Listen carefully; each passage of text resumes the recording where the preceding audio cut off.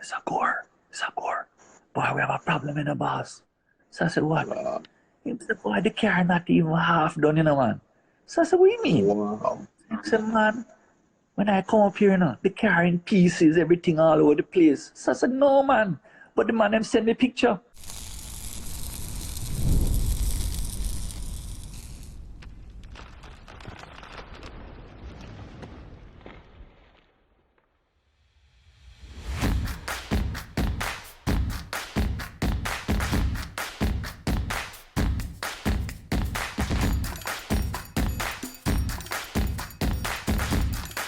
They have all the good stuff.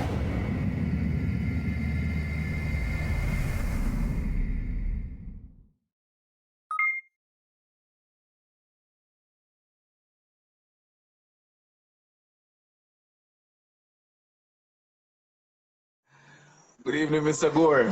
Hey, How things, everybody's man? coming on.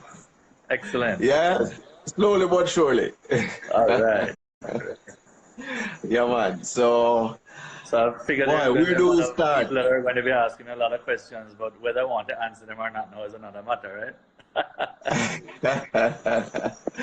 Yeah, man. I mean, I know you have a lot of fans, and um, of course, they'd want to know what Doug has been up to, what is Doug coming with, what's all of that, But we will get into some of that in a short while, Sounds good. But yeah, man, we normally start with just, well, before we start, let me say congratulations, Doug, on your recent wedding, you Yes, know. thank you.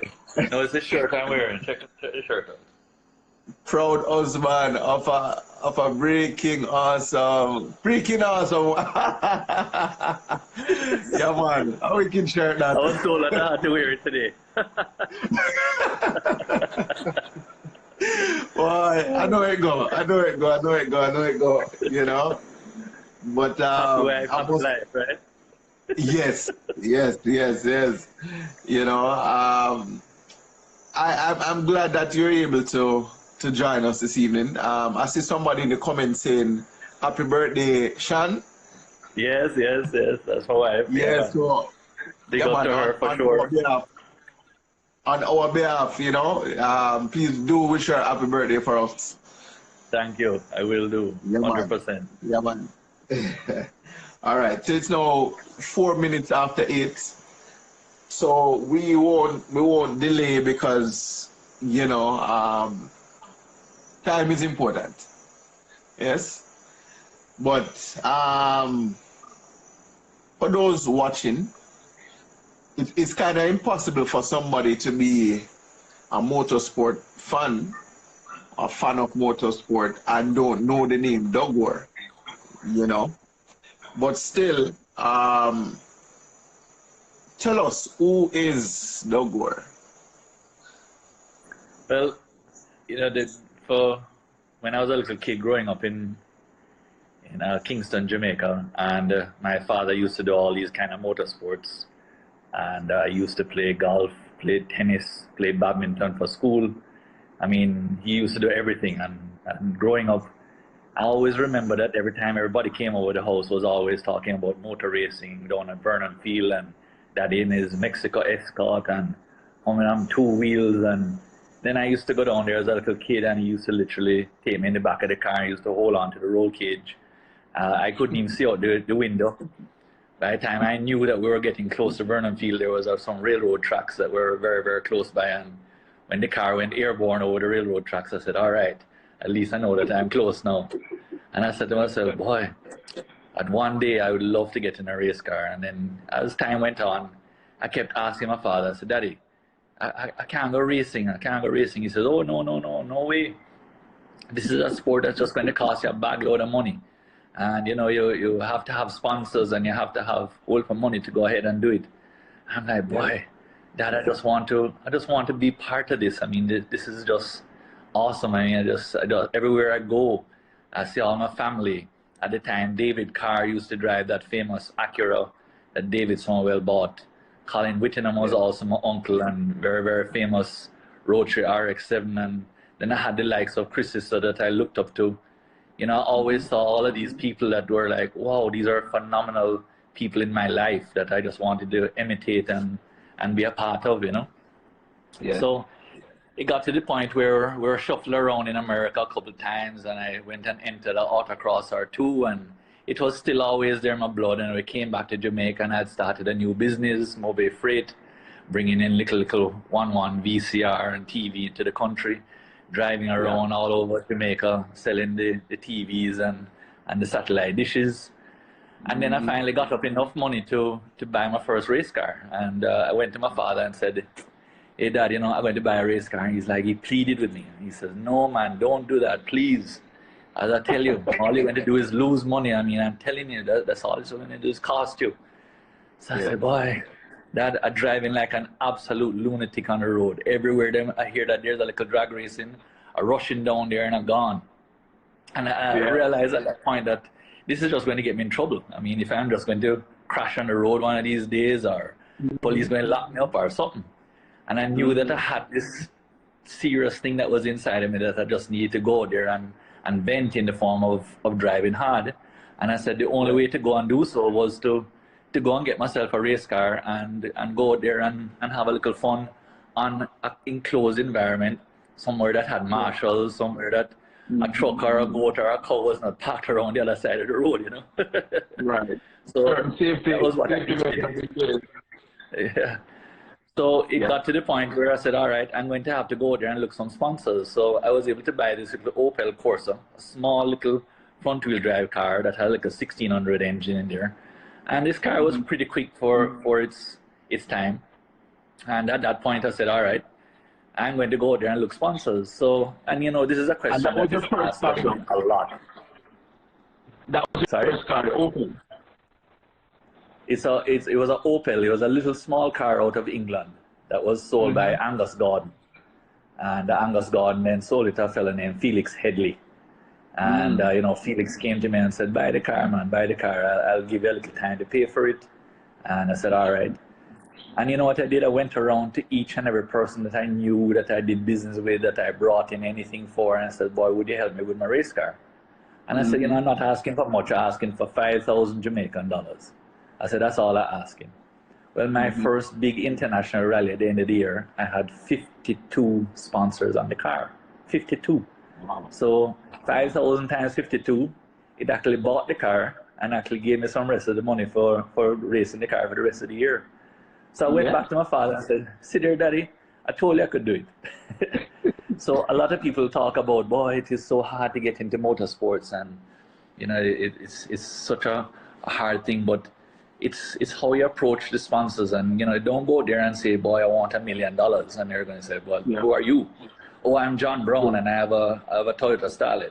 Well, I never heard of you before, you know. So again, if you start small and you go there, it's like Sherwin-Williams. When I went to Sherwin-Williams at the start, all I asked them was for some paint. I said, listen, I want to paint up my car. I want to make it really pretty, and I'm going to put your name on the car. And they said, okay, sure.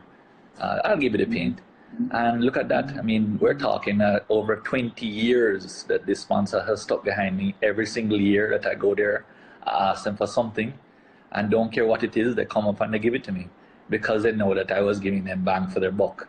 So sometimes you start small, you go there, you ask an auto part store, and I say, listen, man, John Smith Auto Parts, can I put your name on the car?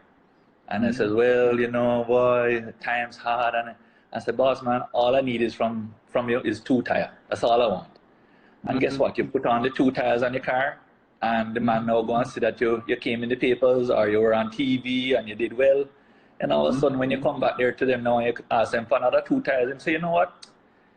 Put on a bigger stick on the car, man. I'm going to give you 4 tires this time. And trust me, that is how it works. That is what sponsorship is all about. No, let me ask you. So, as I said, this is... What is it? There's something about Gore that makes him very likable from both a fan perspective, because you have a lot of fans, right?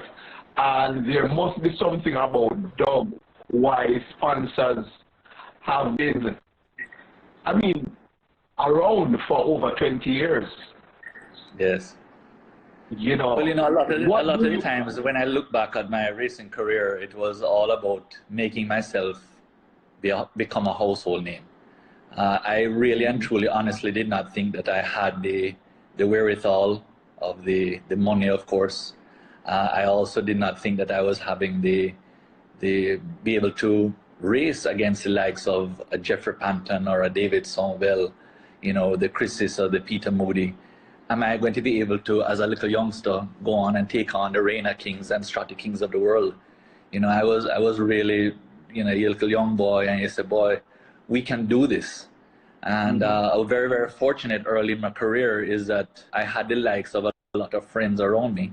And some of them are even racing today. Oliver Townsend, Michael Grizzle, David Watkin, and myself. And we formed a little club called Team Obey Racing. And through that, we were able to now come now and approach a sponsor like a Castrol back at the time that they were sponsoring Moody and said, listen, man, I know you give Moody all of this money and you do so well with the Moody's, but guess what? Why we don't do this now where you sponsor a team? And they were like, well, a team? I said, yes, man. If you sponsor one of us, I guarantee you that at the end of the day, somebody going to win. Oliver going to win, David going to win, Doug going to win, Mikey going to win, one of us going to win. Yes. So you are going to get your name in the papers, you're going to get your name on TVJ, CVM, one of those. And then also another thing was to go there and make a name for yourself. You drive as hard as you can, you never ever give up. And that was another thing that, you're just like everybody else, you want to, you think you have the capability. And one of the things that I think that has been very, very good for me is that I hate to lose. If anybody has even watched me play dominoes, I hate to lose in every sport that I do. So, it's one of those things, as I said, I might not have had the talent of a David Sonville or Jeffrey Panton, but the will to win was absolutely intense. And, I always wanted to go out there and do my best. And I think a lot of people like that. Okay, you go out there and you might not have won, but everybody saw when they were standing at that corner that everybody goes on and shake them and say, "Jeez on crime, how Doug take that the corner a while ago?" So they knew that boy Doug was trying. Whether the car was up to it or not, well, boy, I was putting it out there and I was always going to go and try and win, So that was one of the successes. And then, as I said, I did not want to just be another Doug Gore, for argument's sake, back in the young days. I said to myself, how can I go out there and become a household name? And of course, I got my first break with Winston Casanova from CVM. One day we were at a big event at a sprint and racing around the track, and all of a sudden I noticed my front wheel flew past me, which I didn't know my front wheel at the time. And I said, wait, is which man losing tire a while ago? And I'm looking around in the traffic. And when the race finished now, all of a sudden I said, boom, and the car dropped to one side. And I'm like, whoa, hold on, right it on my car. And They're racing with you. I come out of the car, I realized I actually finished the race on 3 wheels. So anyway, I walk over to Winston Casanova, and he was there filming Jeffrey Panton and Reina King and all of them guys, Peter Moody. And I go and tug on his shirt and I say, hey, did he catch it? Did he catch me? Did he catch me? So him look and I said, and who are you? I said, I'm Doug Gore, man, the guy that was driving that yellow car that was on 3 wheels. He said, man, that was wicked a while ago, man. That was you? So I said, yeah. So he said, oh, that's very good, man. So I look at him and said, so am I going to go on TV? So he's like, hold on. What do you mean? What, you think you're Hollywood or something? So I said, well, I mean, I figured on something like that, boy, you could put me on TV. Anyway, I left there after the sprint, went back home, and sure enough, on the Monday night news, all of a sudden I hear, and straight out of Hollywood is Doug Gore driving on 3 wheels up at Ramble Sprint Speedway. And everybody after that, boy, the name stuck. Because that was the question I had for you now. Where did the name Hollywood come from? Well, there now you know. Winston Casanova gave me the name. A lot of people actually think it's my middle name, They say, oh, but don't you name Hollywood? I say, well, it's my nickname still. boy, I tell you. So one of the All things right, that dog. I've always done after that was that you always want to become in the media. So Yes. after every race, you'd have the likes of CVM was very popular back in those days, and as I said, TVJ was just coming up. And after the race, don't care how I did, I would walk up Mm-hmm. now and stand up in front of them and wait my turn and come for the interview. Mm-hmm. And they were like, well, yeah, what did you do? And I said, well, I came third. And it's like, oh, third? I said, yes, but I mean, I beat the likes of such and such and such. And I said, okay, all right. And they would put me on TV. So again, that was just the start of always wanting to be in the media and realizing that this was the way to go because, it's just like you write a letter, even if you're doing a Mm-hmm. job interview. Think of you know, or myself, for argument's sake, putting a letter Yeah. down to a new sponsor. And that new Mm-hmm. sponsor says, who this come from? And says, Doug Gore. Well, immediately now they're going to say, oh, yeah, man, I've heard of this guy. And he's actually Yeah. going to read it, right? Where the Mm-hmm. John Browns of today, now you put down a letter and they're going to say, who is he? Boy, I never hear him yet, ever. And that is what that happens. At that point, people continue reading and people want to know, what are you doing? What are you up to? What's the new things happening to you in the world of motorsport? So again, that is the way you have to do it. You have to make yourself relevant. Um, I must say in terms of, because of course I would normally interview some racers after, I mean, at events. And there's not a time I've ever approached you and you're not welcoming. You're always warm. You always say, "Yeah, man, come in, man." I mean, even sometimes when I know you're a bit under pressure, you're always there to say, "Yeah, man, let's put something down." And I believe that if more racers open up to the media some more, that it would in turn help the sport in itself to grow. Absolutely. There's a That reason is why. one of the reasons why you even talk to, just like yourselves. I mean, 876. I mean, you guys are up in the forefront, and you've made a name for yourself. And as I said, you have the Gleaner guys come down, and I have always told my crew, even though my doors are locked away, I said, listen, man, you see 876 Streets, you see TVJ, you see CVM, you see the Gleaner, you see the Observer. As soon as you see them by the door, you make sure and match them inside here, because this is what keeps us going, right? And this is very, very important. So even though I might get out of a hot car and I might not have done well or I might have won, either way it doesn't matter. I says, have the guys come in, do the talk, make sure that you're seen, make sure that you're heard. And once you guys go on the media, I can now go and tell my sponsors, hey, 876 Streets is going live tonight, with me on it. Oh, really? Yes, man, don't worry, man. I'm going to talk about it. And I mean, one of the things that I am going to talk to you about tonight is my sponsors. I mean, I'm not going to sign off and not discuss them in some shape or form. We just talked about Sharon Williams, and it will be part of one of those things that I will just actually make a conversation about it. And everybody says, and who are your sponsors? And you're just going to sit there, well, it's Amsoil and it's with this and it's that. No, make it into a point in saying, boy, part of the conversation. Yeah, man, this is the oil that I've used in all my race cars and all my road cars forever and ever, all since. And this is like 20 years strong that I've been using Amsoil in my race cars. So you're incorporating it into the talk with the media personnel. It's just not sitting there and rolling off, because I can tell you, 99% of the times they look at interviews played back on the TV and they cut those things out when it comes to sponsorship time, and you might discuss your sponsors, and you'll always say it's edited because they only want the juicy stuff. So giving the juicy stuff, yeah, man, giving the juicy stuff, roll in a little sponsor straight in it too. And it's all good when it's all said and done.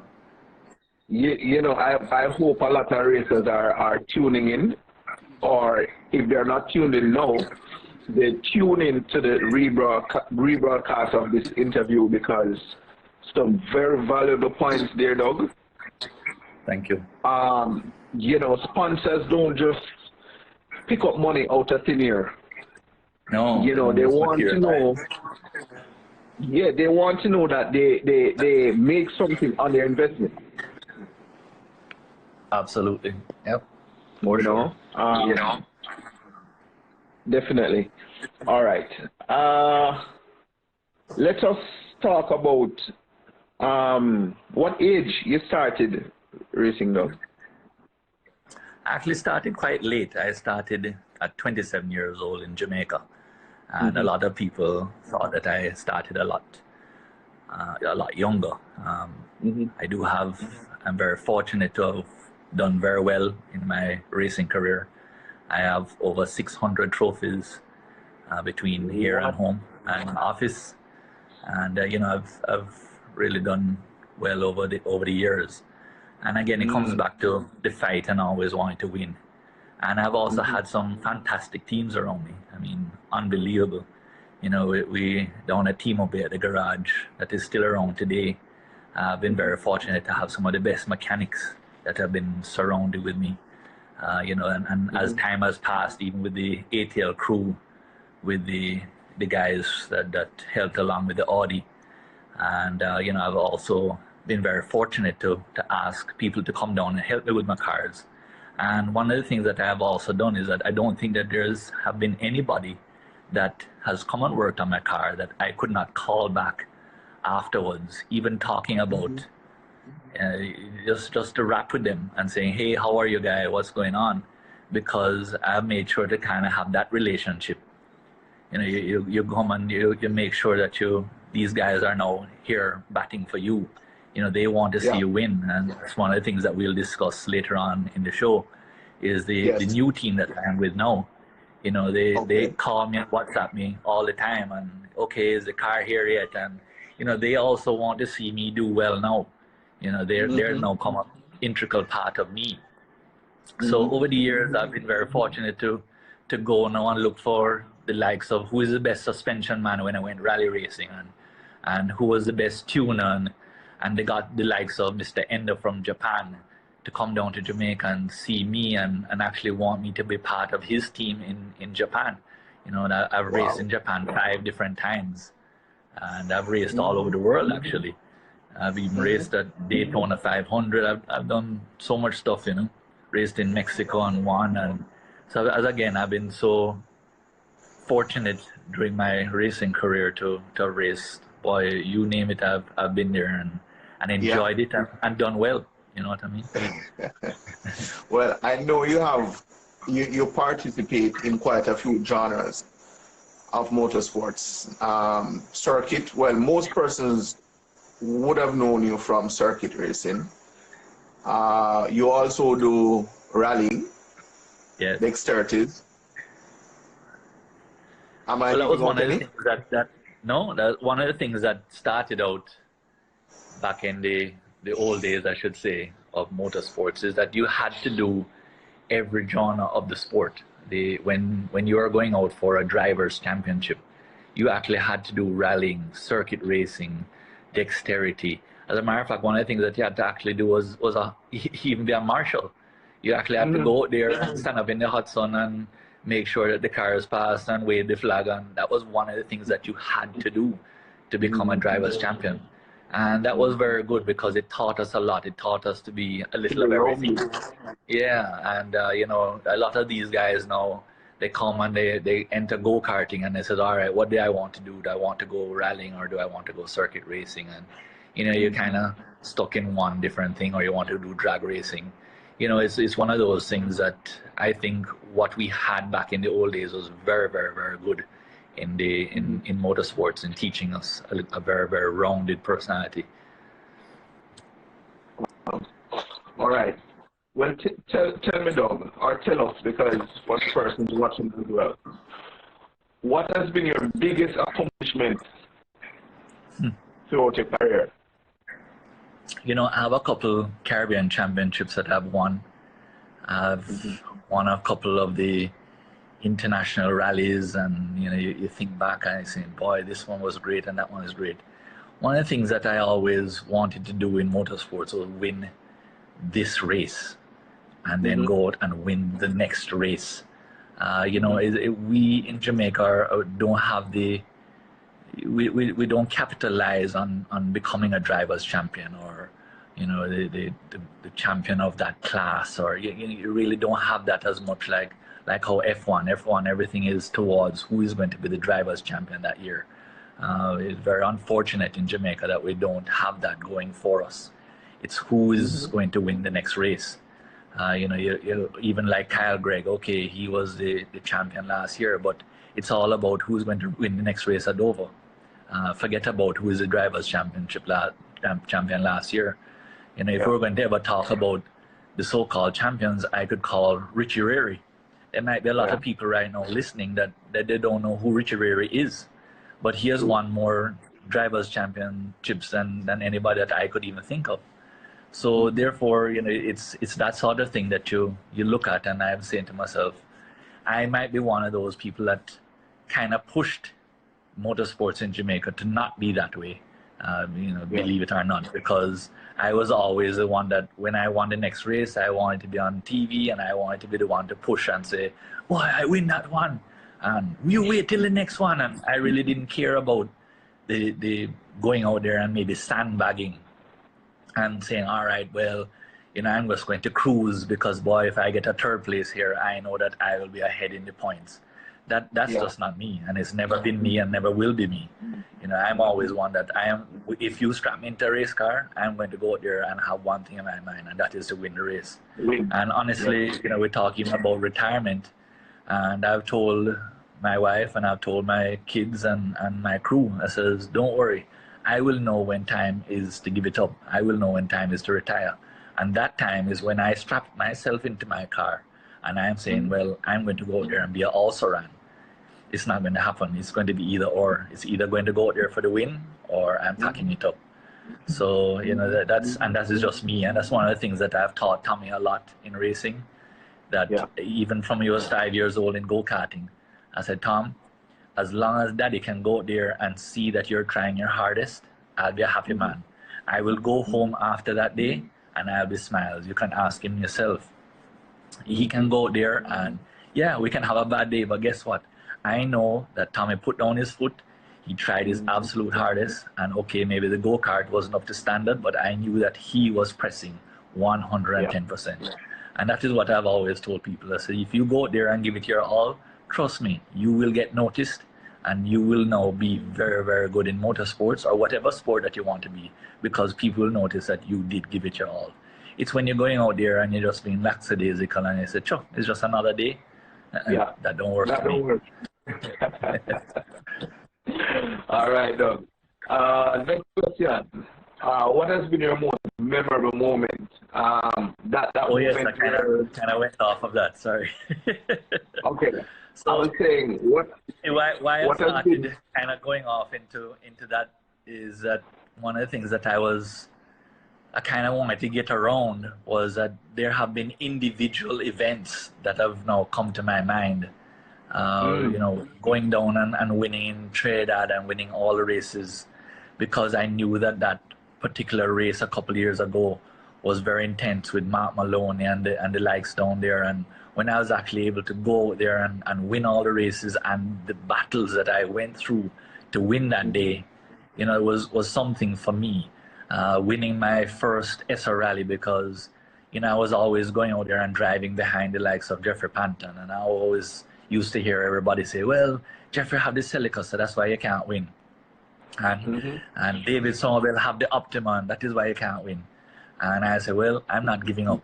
And I can tell you that winning that SR rally, I had Jeffrey, the likes of John Ralston, David, all of them. I mean, I remember Jeffrey and John Ralston coming up and actually giving me a bottle of champagne so that I could bust over my car. Not that I had it, you know. Not that my team brought it, you know. They brought it for me. Why? Because they knew that I never, ever, ever gave up. And I was always out there fighting to try and beat them. Even though they might have beat me, I can't tell you how many times before. But then after I did go out there and I beat the likes of a David Somerville or Jeffrey Panton, again, the first SR rally, big one for me, was that it got me into the point where I'm saying, wait, these guys can actually be beaten. And, you know, I'm sure even like a Kyle Gregg, when he first got his Radical, and David and I were out there, and, you know, he was coming third way around the back. I'm sure that there was a point where you were saying to myself, boy, I'm going to just go ahead and I'm going to push and push and push, and one day I'm going to beat these guys. And he has, and he's now at the top of the game. But guess what? Yeah. Every person that is at the top of their game, don't worry, it always changes, you know. This is, I've had my times, David has had his times, Kyle has had his times. Don't worry, there's a change coming, and it's coming real soon. We don't ready to talk about that yet. 1 second, 1 second. When we go over the 100 people live on the TV, that I'll chat about that.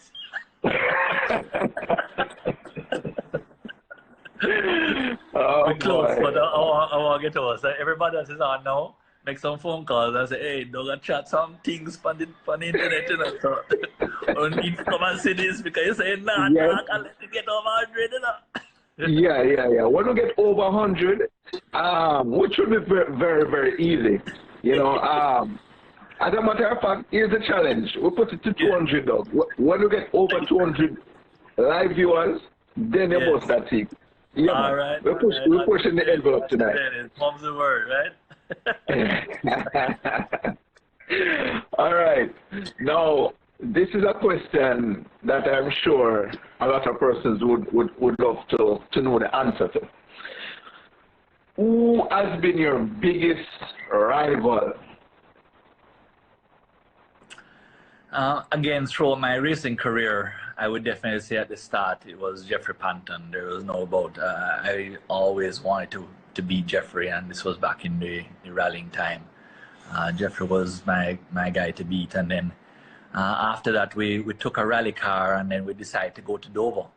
And back at that time, Bull Thompson was the man, and you know, the Bull Thompson was all you could hear about in the papers, and I took this Evolution rally car, and I went there, and I was driving around. I'm driving right behind this guy in this supercar Mazda, and I'm saying, hold on a second, wait, this guy can actually beat.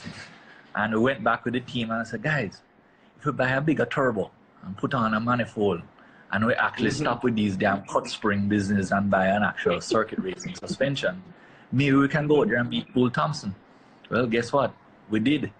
And once we did that, boy, that was another huge accomplishment. That was something that I said, yes, all right, I'm done with them two now. Next one. And then I had the likes of David Somerville. Now, David Somerville and I used to be teammates back in the rally days. And we have had some unbelievable battles from even then. And you know, we decided, all right, this is where Dover is now going to take over. And we had the Evolution battle at Dover with David, and we had some ding-dong battles there. I mean, I had a time where I was reigning supreme, and then David got his car, and he then reigned supreme, and then I got the Audi, and you know, this is how it reaches. This is where it goes to. I guess you guys are calling because he gone over the 100 now. But keep going. Make some more phone calls. You know. And then you had these fellas that have come up now, the Kyle Greggs and the Senna is now there, and you have Wings that is there, and boy, you know, you have a group of guys, Andre Anderson. My gosh, you have some youngsters that have come up now that have come into the fray, and even my son, you know, in a couple of years' time, he is going to be a serious contender. Yeah, the next generation is going to be just phenomenal. And you know, they talk about the Doug and David show has vanished, but boy, I tell you, you have a show that is going to come on very, very soon that is going to make the Doug and David show look like foolishness. I truly see that, you know, the Nick Barnes of the world and so on is just going to come and take over. And I really and truly love where it's going. So I think that we have some serious exciting times ahead. All right. Well, so to sum it up, Jeffrey Panton will be biggest rival back then. Yeah, for rallying, I mean, there was no doubt he was the best of the best, and Jeffrey is still one of the best rally drivers that I know, bar none. And you know, even back then, I raced against the likes of Chris Issa and as I said, David Somerville, and you also raced against Peter Moody, the great Peter Moody, and even Peter Moody Jr. was really, really good. And I used to always take my hats off to these guys. And once I was able to go out there and beat them once or twice, then you get a little comfort zone. There was no more time where you would reach a racetrack, boy, and you would have to go find the bathroom because the stomach start to hurt you and you get all nervous. And once you meet a couple guys, then after that, no, they start to be the ones to get nervous, and you're the one that is more cool and calm. You're confident, more confident. Yeah, and I'm sure that if you've ever seen me at Dover, I actually have a little ritual that I go through before the start of every race. I will go upstairs and I will socialize and I will chat with everybody, and I will even walk around and have a good chat with all and sundry. And then just before the race, I have to get in my car, I have to suit up, and I have to sit in my car, literally close my eyes, and actually go through the start of the race. And that's one of the things that I've always done. Once you start to think about what can happen, what will happen, I'm going through all scenarios. And if you can even think of the start of a Dover race, and you guys are right there, you're on your feet, you're there watching and what's going to happen at the first corner. I am sitting there in the car, I've closed my eyes, I'm saying, all right, if David goes left, I'm going to go right, I'm going to brake hard, I'm going to go on the inside. Okay, suppose he doesn't let me on the inside, can I go around on the outside? Okay, what's going to happen if I go around the outside? There are marbles on there. You start to think about these things. You start to say to yourself, you're picking up all scenarios. And this is why I know that when it does happen, in a split second, you can do it. It's not like your brain has to think because you've already thought of it before, right? And that is one of the things that I've always done. I mean, even with a rally stage, you get onto the rally stage, and just before the navigator, I said to Ian Banks, or I'll say to Nello, all right, guy, talk to me through the stage. And he said, all right, Doug, remember we passed the bamboo tree and we're flat. And when we get to the little kink on the left, you just hold on your foot and you can come to the 90-degree corner. But remember, don't cut on the inside because there's a big rock stone. So all of these things that you're playing over in your head, and you're becoming now part of this thing, that again, nothing is going to surprise you, right? So it's one of those rituals that all of us in any kind of sport do need. You always hear that these guys go out and then put on a certain football shoes, the left one instead of the right one last, and it's one of those things that we go out and we want to excel, so we get our little rituals going. So I see everybody tapping and say, Doug, you passed 100 viewers, so start talking things. no, it's a 200, so make 200, yeah, we did say 200. So make some more calls. Yeah, Doug. But you mentioned, being nervous, right? Now, for persons who have been coming to, just a fan who comes to the race, see cars on the track, and say, oh, yeah, man, it was fun. Tell us, some of the adrenaline pumping moments that you've had. Like, when you get, you ever come out of the car and your feet are shaking? You ever had that moment? Oh, yes, I've had many. We've had some close calls, and we talk about the differences in circuit racing compared to rallying. And one of the things that I will tell you, yourself as a rally driver and at the top of the game as a rally driver, you are, the rush is absolutely incredible when you think that you are now trying to beat yourself. You're not trying to beat the person beside you, behind you. You're trying to beat yourself. You're trying to go out there and literally be the best that you can be, and you're racing against the clock. And what has happened now is that every single corner is different. There's no corner that is the same, and you're driving that corner very, very, very fast. You're driving it as hard as you can, trying to beat the last time that you just did it. Now, Dover, on the other hand, now is a different thing. You're on that convoy lap. Your heart is beating at 1,000,000 miles an hour. Again, all those things that we just talked about is going through your head. All right, what is going to happen? Am I going to need to dive in on the inside? Am I going to need to late break this guy? What's this guy about? And you start to think of your competition. Where is he good at? Where am I good at? I can tell you Yeah. that one of the things that I've done, especially at Dover track or even at Jam West, you kind of pick your points that you are really good at. You're saying to Mm-hmm. yourself, all right, I know I can take Pinky's bluff flat. Okay, can the other guy take it flat? Okay, if he Mm-hmm. can't, all right, where can I bite him? So you're looking at your competition around you, and you're making sure you say, all right, now that I have the Kia Audi, this car is going to be the fastest thing down the straightaway. Okay, so when I come up that straightaway, what am I going to do? Am I going to line up myself now to just take the pass?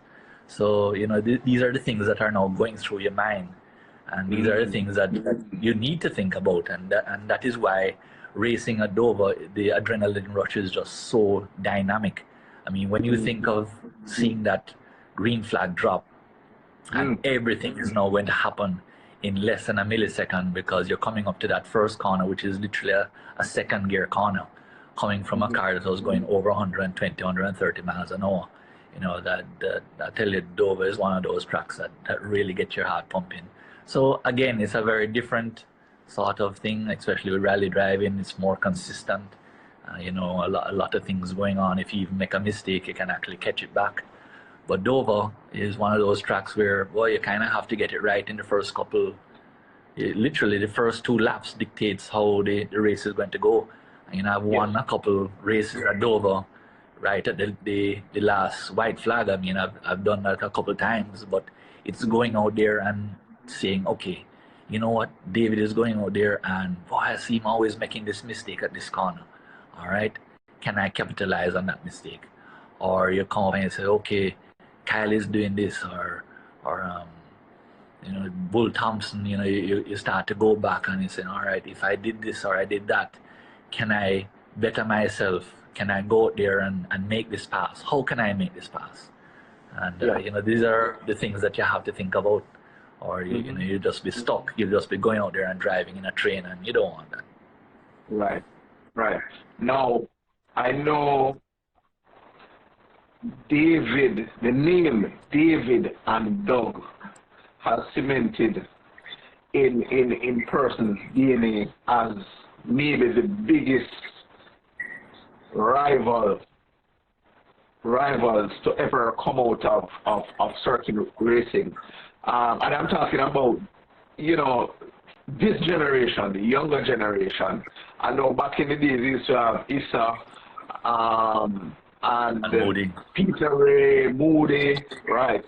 Yeah. But I'm talking about this newer, younger generation, right? The name David and Doug. I believe those names can easily replace Dover. Like, instead of saying Dover, just say David and Doug. And, people know what you're talking about. Yes, that is true. No, Yeah. no, personally. And we did that though. We built that, and you can ask David Sawbell and even myself. We would go out there, and everybody would say, "Boy, Doug in a David face, and David's the calm one, and then don't say anything." But then you kind of had the evil guy versus the calm, cool, and collective guy, and you kind of had that little fight, and everybody they wanted to see that, and Yes. then I can tell you that when David put on his helmet, it was like a Dr. Jekyll, Mr. Hyde. I mean, it was one of those things that phenomenal. I mean, you went around on that convoy run, and you would kind of hold up your hand at David and kind of give him like the thumbs up, and you look by and David just look at you through the helmet, and you wouldn't get, maybe you get a little smirk or a little I said, yes, boy, here it comes. This is the battle. Yeah. All right, this is what everybody's been waiting for, and let's go for it. But that's what everybody wanted to see, and that was what everybody was there in holding their breath. And this is right till the end, and the battles were there, and we knew each other, and we had respect for each other too. We go there and have the side by side battles, which is what the crowd wanted. And we had one or two altercations throughout the years, but when you think of all the races that David and I did, and we just have a few just to talk about, I mean, come on, this is nothing in the whole scheme of things. You know what I mean? True. So again, we put on as I said, the Doug and David show. Well, there's a question I was going to ask you further down, but let me ask you now. Will fans be able to see a David Somerville Jr. versus a Doug Hollywood Gore again in the future? What do you think? I don't think so. I personally don't think so. I Wow. personally think that David has retired from racing. He has his own reasons that I probably won't even discuss, you know, and it's kind of sad still, you know, David coming out of racing the way he did, and you know, I'd be one of the first people that would even have said, "Boy, David, pay the 75,000 Jamaican dollar fine and come back to racing." But you know, he has declined, and he has his reasons for doing what he did, and I think he's focusing right now on his son Senna, and David has actually even started another new family. You know, he has a little daughter right now, so you know, so he has his other reasons as to why he's not racing again. But I've talked to both Shannon and my kids, Sabrina and Tommy, and even my father, and I said, "Boy, would you ever want me to retire?" And I said, "No, sir, you drive us crazy." I said, "Absolutely no way."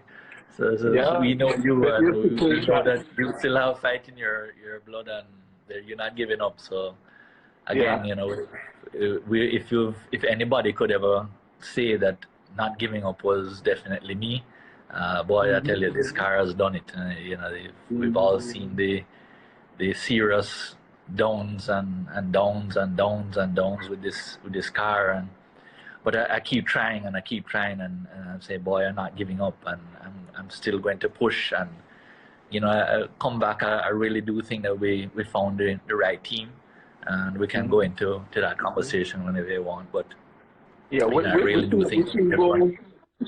Yeah, we'll soon talk about the Audi in a few. What I want to know, I know it didn't call you. Oh, you know, I'm just messing around, you know, because you know, I remember coming. It is an Audi. We can let it out to the back now. It is an Audi. Because I remember the first time we talked about it, you know. Yeah, I remember the conversation, but of course, what I wanted to ask though is the Audi TT, right? Yes. You have any regrets, like not having that car now? You know what happened is that the last year with the car, we had sent away the engine, and we sent it to this famous engine builder out of England, and we got 52 horsepower more, which out of a V8 engine was a lot. And we got it back to Jamaica, and we were so hyped. We were really, really, really hyped at this point that, boy, this extra 52 horsepower could really pull us down the straightaway. It could really give us that nice little push to get ahead of Somerville at the end of the straightaway, where we were playing this cat and mouse game. And that was one of the great things about coming to Dover to watch the David and Doug show, because coming out of the corners would come out really, really hard. I mean, like a boom. And then David now will have the turbo spooling up like a big slingshot. And you'd see the car now coming right back up onto the back of the Audi. You come down to the next corner, bam, the torque, the big massive torque out of the Audi now would pull it away again. So we got that excitingness that was going on at Dover, you know, the big cat and mouse fight. And, you know, that's what everybody wanted to see. And, you know, that is some of the drawbacks of the whole radicals coming to Jamaica, which we can discuss in like a while, is that the radicals go out there and they're driving like a train, and literally unless one of those guys go out there and make a mistake, there's no passing, right? Because they're all very similar. So you have to actually wait on a mistake, wait on a guy that didn't brake at the right time and went and did a little mess up on coming out of a corner. And, you know, that's when you're going to see that action change. So, you know, the whole DTM car, when we got the extra horsepower, it was so unfortunate that we had the crash. So we really didn't get to see the potential of the car. And I said, okay, would that car have made a difference?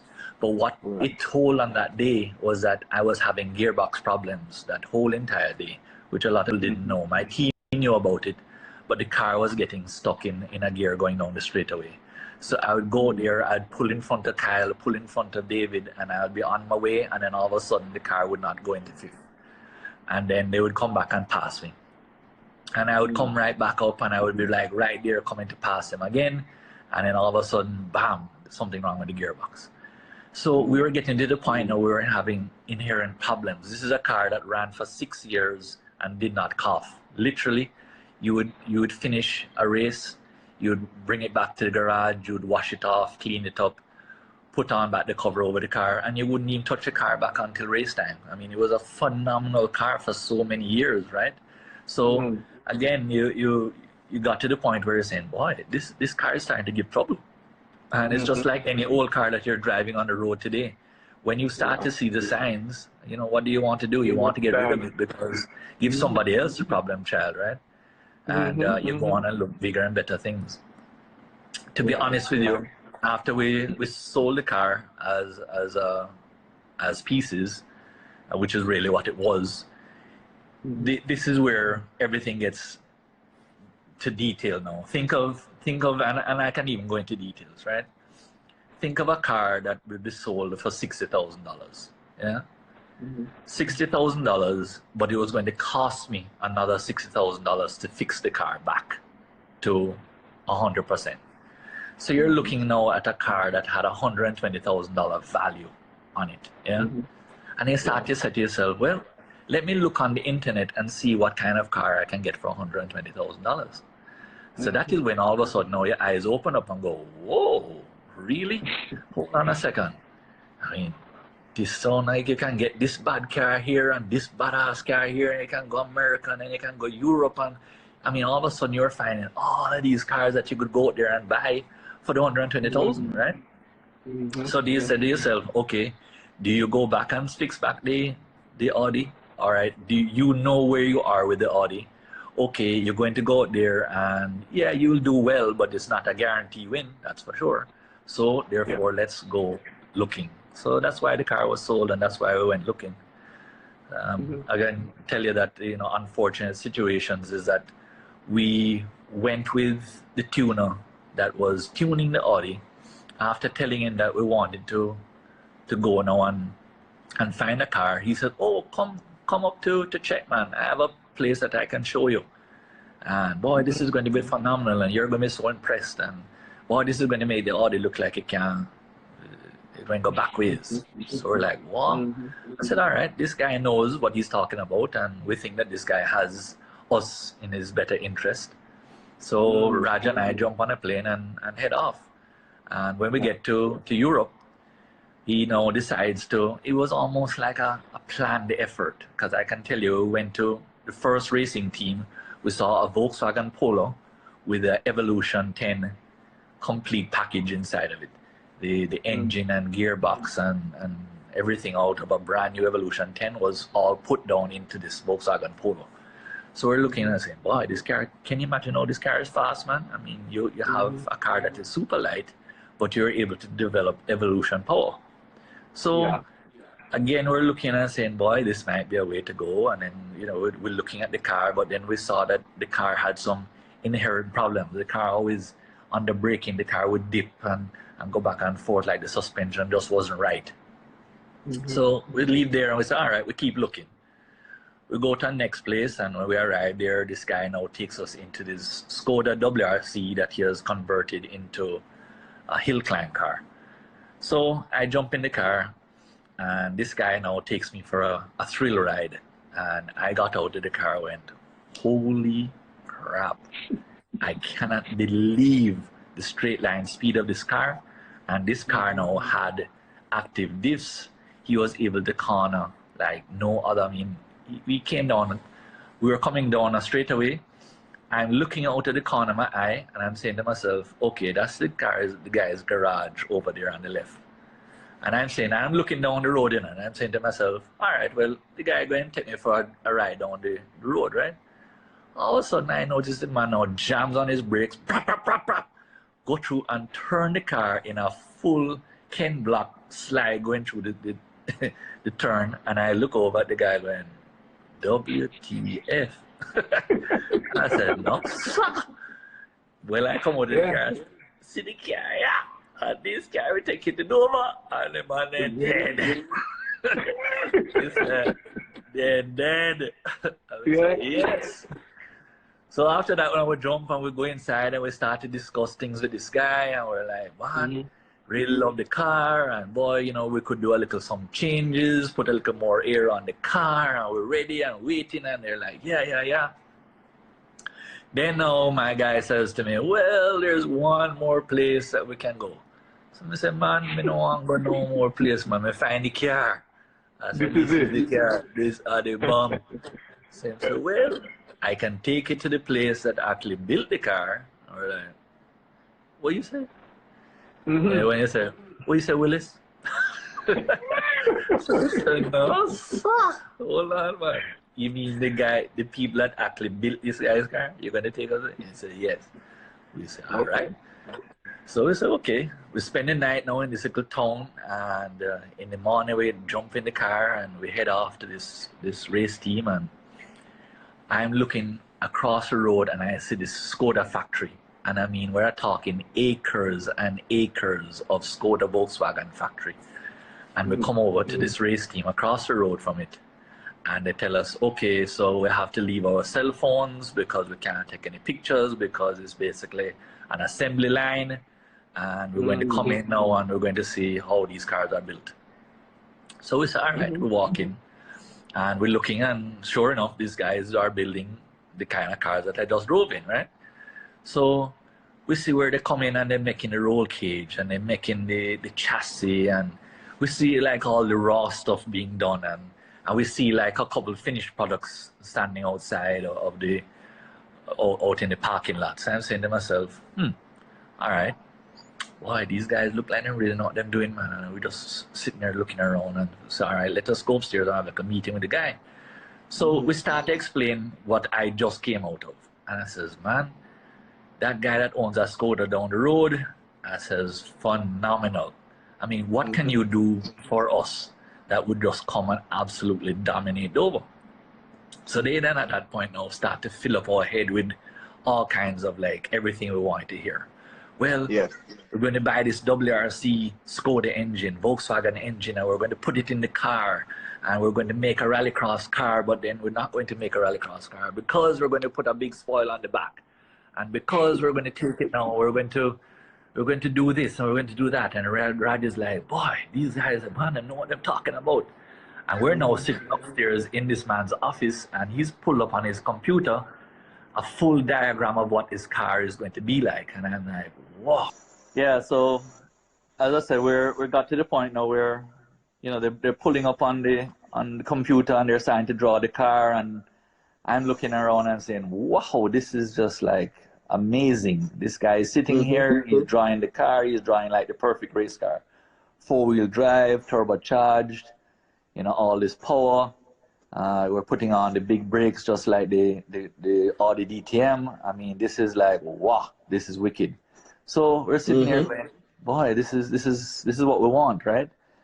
So we leave, and I get back on the plane, and I said to Raj, Raj, this look like the way to go in a boss, man. And he's like, yeah, man, boy, they impressed me. They impressed me a whole bunch. So at that point, I said, you know what? As I get back, I'm going to send them the $60,000 that we talked about. I says, you know, let us do this. And he said, all right. And immediately, as I landed back in the country, I sent them the money. And I said, guys, build this car, build it. I mean, I want it. I want to get it here. I want it to start the racing season. This is going to be the car. And they're like, yeah, man, 100%. So I said, okay, good. At that point now, we started to discuss what we can do with the car. We're doing the little changes and I think, well, here's where everything went wrong, and went wrong in a really bad way. We went and saw a team that what they do for Skoda is only build the chassis. They build these cars, they take these chassis, and they basically just put on the roll cage. They get the car all set up, and then what happens now is that the cars leave their workshop and go to these famous race teams all over the world. Not knowing this, we kept saying to the guys, "You can build us this race car, right?" And they're like, "Of course." Well, you know what? They only wanted my money. That's all they wanted. So we kept saying to them, "All right, I wanted to buy this turbo, and I wanted to buy these seats, and I want, you know," so they would acquire all of these things for me, and they would start now assembling the car. And again, we think that these guys are who actually builds the car from scratch, right? Yeah, and we're not knowing that these guys are only guys that actually just built literally chassis for Skoda. In other words, once they finish the chassis, they send them off now, and they're gone to other race teams now to go and have the final product finished. So at that point, we're like, okay, we didn't know this. So we get the car to Jamaica, and all of a sudden now, as we know, the car can't stop in a straight line. Yeah, the car is down fast down the straightaway, but the car can't stop. We are, I mean, literally scratching our heads and saying, what could be wrong with this car? I mean, what could be? Just to realize that the man them have on the wrong brakes on the front to the back.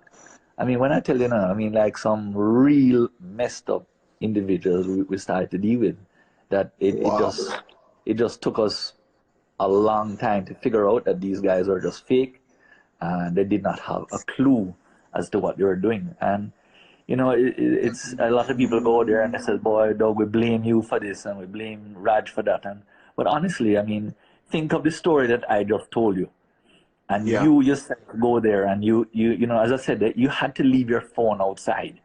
I'm talking about a serious production line, right? You're talking about seeing these race cars that are coming out from scratch as a lone chassis, and they're now coming out into these beautiful pieces of artwork. You're seeing crated engines all over the place lying down, not knowing that what these guys were doing. So again, yeah, it took us by surprise, and you know, afterwards we cuss off the guys and tell them that they don't have a clue what the hell they're doing. And boy, I can't believe that they've done this to us. And they're like, "Oh, but dog, we're going to make this right. Don't worry, man. We're going to rebuild the car back for you, and we're going to make sure that everything is perfect, and we're going to bring in the guys that work over at Skoda. We're going to bring them in, and we're going to make this right." So I said, "All right, well, tell you what, guys. Now, this is at Dover, they're telling us this, you know, after the last race." And I said, "All right, I'm going to give you the car back. I want you to go and deal with the car." Yes, no problem. So we send the car back to check. After a while, I'm sitting there and I'm calling the guys. "Hey, have you gotten through with the car? What's going on?" "Oh yes, dog, we're doing quite a bit of stuff." And every once in a while, them send me a little picture of what they're doing, you know. So I'm saying, okay. So I say, you know, something just don't sit right with me. So I go and ask Peter, one of my head mechanics. I said, "Peter, I want you to jump on a plane and I want you to go and see what these guys are doing." "Yeah, man." I said, "I'm going to send you up there and I'm going to help finalize the car because time is ticking away and we have another race meet to go and race." Make Peter fly up there. After about 2 days, I call Peter. I hear him quiet on the phone. "Hey, Mr. Gore, boy, we have a problem in the boss." So I said, "What?" He said, "Boy, the car not even half done, you know, man." So I said, "What do you mean?" He said, "Man, when I come up here, you know, the car in pieces, everything all over the place." So I said, "No, man." But the man them send me picture. He said, "Man, the picture lie." I said, "The car in pieces, Mr. Gore." I said, "What you tell me, say?" He said, "No, man, I lie, I tell." At that point, I called him and say, "Raj, tell them, wara, cloud, waka. Man, them. Say, me want back my money." So, boy, dog, come. I'm going to fly up there. I'm going to go there right now. I'm going to find out what the hell is going on. So I put Raj on a flight. He arrives there now, and he's like, when he arrives, he calls it back. He said, "Dog, no, man, we're in serious trouble, you know." So I said, "What do you mean?" He said, "The car not ready."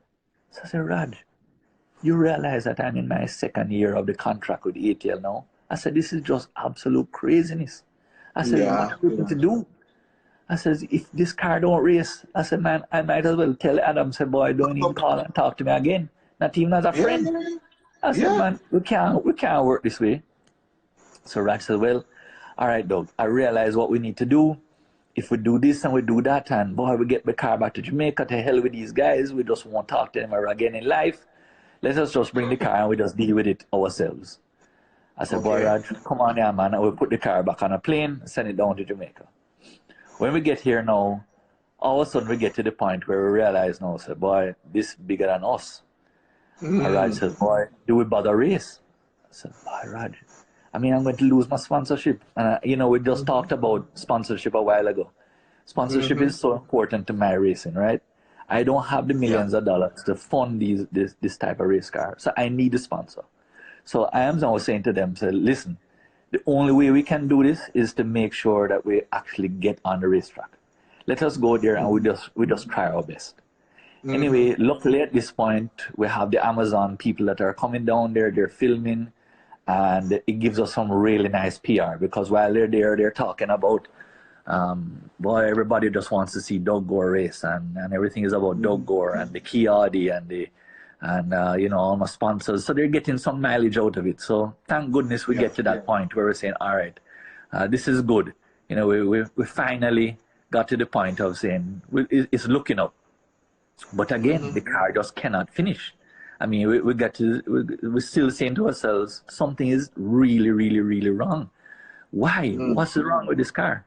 So anyway, we noticed that Fraser McConnell has now gone away and is doing fantastic with this company in Sweden that he's doing phenomenal with. Yeah. And I after Google them and look and I'm realizing now that this man is like the king of all kings when it comes to rallycross, and it's called OMSG and racing out of Sweden, right? So we're saying, boy, everything that I read about this man Ericsson looks like the man. I mean, this guy is phenomenal. So I said to Fraser and I say to Peter McConnell, I says, hey, can you call this guy? Ask him what's going on. Can he come down and help us? Well, Fraser called me back and said, Doug, man don't want to touch your car. So I said, what? I said, what am I going to do now? And he said, boy, I just don't want to touch your car. I said, all right. Can I talk to him? I just want to personally be able to talk to him. So he says, yes, I'm going to try and get you a talk. I said to the guy, I said, listen, all I beg you do, I'm going to pay for your plane ticket. I'm going to put you up in a hotel. All I want you to do is just come and look at the car. I'm not asking you to work on it, I just want you to come and look. And at least while you're here, you can come and say, boy, Doug, this car, this need the dashway, or you need to sell it as parts, or, boy, we can help you. But as I said to him, I said, I just want you to give me your humble recommendation. Yeah, man, that's all I want. Get to the point. He said, all right, this is what we're going to do. He's going to come down. I said, boy, Mr. Erickson, thank you very much. He arrives in Jamaica, comes around to the garage. I think the man is just going to come around and go bam, bam, bam, and leave, right? Anyway, this man now starts to take out a measuring tape. He starts to look around. He's taking like 1 million pictures. He's measuring stuff. He's looking all over the car. I mean, so much to the point where the guy is like literally there all day, right? I walk around. I'm in my office. I'm doing everything. And then he kind of comes back in my office. He says, can we have a little discussion? I said, sure. He says, boy, Doug, you really have a car that's in the serious mess. I was like, really? He says, yeah, man, you're in trouble. So what do I do? I mean, do I just sell the car for parts, or maybe I can send it back to Europe and you just sell it for like money, or what? I mean, what can I do now? And he looks and he says, Doug, I'm going to fix the car for you. I'm like, really? So I said, yes, man, I'm going to fix the car. I said, boy, Mr. Erickson, you've talked something to me that I must tell you out of the deep respect. Thank you very, very much. I mean, I'm really glad that you can come and help me. He says, but it's going to be a 3-phase. I can't just fix the car one time. And I said, why? Why don't I just send the car back and you just fix it? He said, no. He says, tell you what I'm going to do.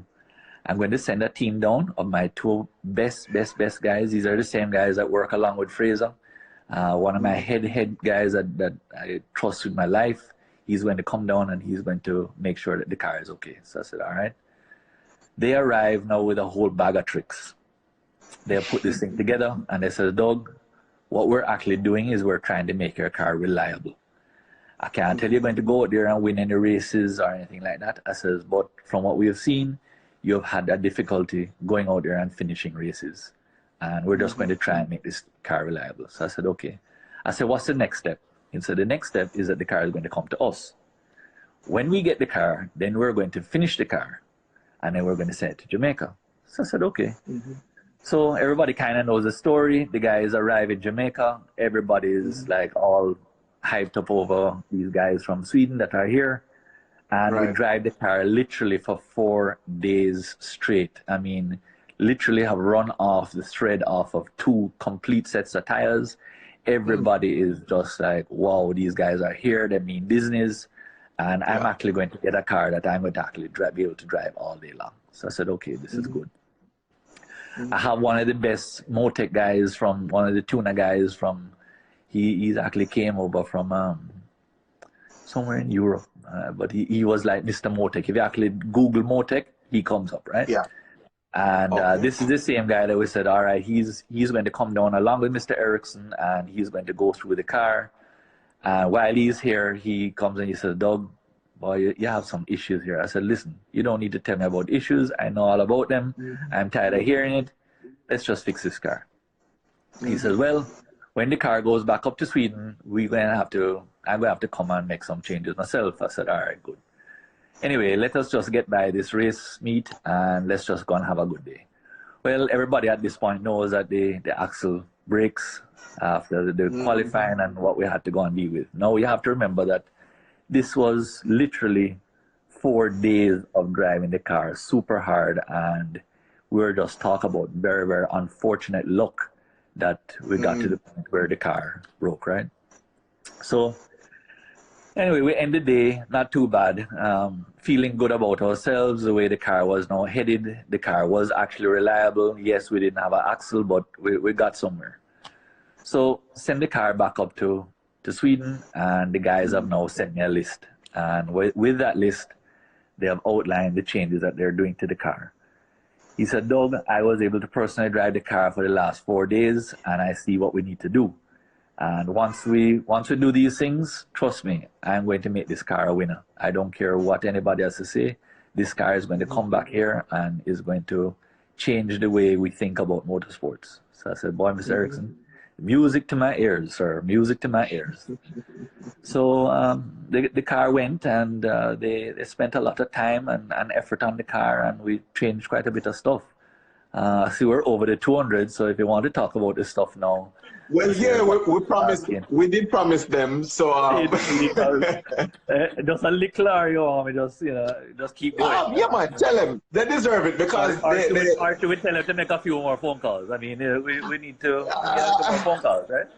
Yeah, or we just because... Now, you tell me. You running the show, So all right. Tell you what. Let's not be too hard on them. Too crazy. 250. 250.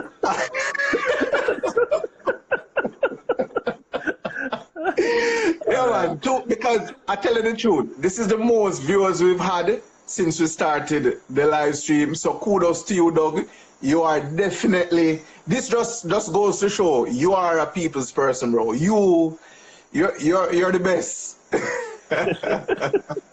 so 250, come on, peeps. 250, and Doug makes that announcement. Come on. Right here, all like Necro, the super. Come on, he said, Doug, remember we talk about it, man. We can't talk about everything. Hey, can you tell if Kyle Gregg is on there? Hello, Kyle, are you listening? Can somebody invite Kyle to the live, please?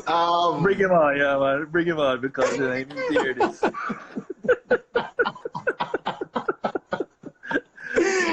Hey, I see Junior Man's in the comment. Junior, could somebody call Kyle and let him know to join? No, man, to join this stream. He's not here. What? From your post this is I said I might even come on with a little alias. So you don't know. Oh my gosh. Oh, boy. Yeah, man. So anyway, I now sit with the guys and I said, all right, what's your plan of action? And they said that the gear ratio's totally wrong with the car, totally wrong. I said, this is foolishness. I said, we have actually taken the data log out of your car. We have actually been able to see what needs to be in which gear at what time. We've used the computer to our advantage, having the tuner there from Motec to be right there now, seeing what each and every corner, what the car needs to be in. In other words, you come down the bottom. You know, I was coming down into carb cement, and I was actually having to shift from first to second down into carb cement, which was crazy. I mean, this is ludicrous. You're wasting time. You know, that's one of the things that they've done. They've really gone through the gearbox and done those changes. Then now we got to the point of, I said, all right, what about the power? We know we have the power, but it's the way the power delivery is. This is a car that you come up over the straightaway and you hold on for dear life, and it's like bam, bam, bam, bam, bam, and you're saying to yourself, okay, this is like a freaking freight train. Let us even put this in real time. There was a race that you guys have posted on 876 Streets where I run off onto the grass, and I'm going to tell you what happened. I'm going to really tell you what happened. I come up the straightaway. I am now fifth. I see all these radicals and so on in front of me. I hit a gear and I pass two radicals. I hit another gear. I am now beside Wings. I'm now beside. And I'm saying to myself, whoa, does he even realize that I'm now beside him? He does not realize I'm beside him. At this point now, I'm saying to myself, you know something? This is going to be a hit. I said, anyhow, this hit, you know, with these guys in these radicals, we're talking about a smash up that you of the likes that you've never seen at Dover ever. And I abandoned it and I pulled over by the grass and I tried to hold the car and the car spun. I came back and Mark Myers walked over to me and shook my hand, and I said to him, I said, boy, Mr. Myers, that was a close one. And he said, Doug, I saw it. And I says, you know, I could have actually just held my ground, and if I had just even stayed on the tarmac, there would have been a hell of a crash there at Dover that day. So a lot of people, you see these things and you're making joke of it, and they're like talking about, boy, don't go spin the car and just get the car. But he has no idea what it entailed and what could and would have happened if I just stood my ground. And that's all I did. I would just have had to have kept my steering wheel straight. So we go back to the way the car is back in the build, right? Yeah. They said to us that the turbocharger was way too big for the car. We're getting all of this lovely Dyno Queen power, and this is not what we want. We have these guys that talk about them build them Honda and have 700 horsepower, and then build them Evolution and have 1,000 horsepower and have a Supra. But yet I can take my 450 horsepower all the outside and cut them ass. Why I can cut them ass? Because I can put down the power. And these guys can't. So this is what we're talking about, is that I didn't want a Dyna Queen. I don't want to tell everybody, boy, the car builds 700 horsepower. For what? Because if I can't win a race and I can only tell everybody that I have a 700 horsepower car, that ain't going to help me, right? No. Right. So what they did was they changed the turbocharger and manifold to now going to have a much, much quicker response. I'm going to be able to come out of the corners a lot harder. And, this is one of the things that you have the gear ratios to be in the right gear. You're going to have the power now that as you step down on your foot, the car is just going to launch literally like you pull back on them slingshot, and it's just going to be from one corner to the next. Yeah. So you get to the point now where, yes, we're going along the right way. This is what the guys were talking about. This is where we want to be. Last but not least, everybody's talking about the brakes. Really and truly, guys, we really didn't have a problem with the brakes when they were here. We got the car to be able to brake right. It was everything else just now coming a combination of things that was just not being right. So, this is where their expertise, them actually being in the car for the 4 days, being able to take the data loggers and go back to Sweden and put this car now, go through this car with a fine-tooth comb. As a matter of fact, one of the things that they've changed is that the car engine is actually almost now beside me, which is something I actually shouldn't tell you. Dean and them is going to cost me later. But they've pushed back the car 50 millimeters, and the car now should be fantastically balanced. One of the other things that you'll also see when the car comes here is that my rear spoiler is way, way, way back of the car now. It's actually almost coming off the back of the car.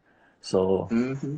even this is some things that there's going to be dynamic improvements. All right, There's about Doug, it. they hit the 250.